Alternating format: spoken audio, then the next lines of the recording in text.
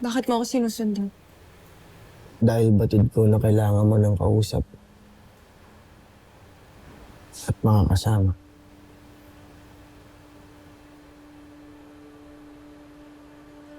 Isang marangal na bayani sangre ang ina ni Tera. Yun yung tatlo ni Flamari. Sila ay ginagalang at minamahal. Samantalang ang aking ina, Matatapos sa iyong ina ang kasamaan, Dea. Dahil para sa akin, katulad ka rin nila Ashti Danaya. Isang bayani na ngayon palang ginagalang at minamahal niya.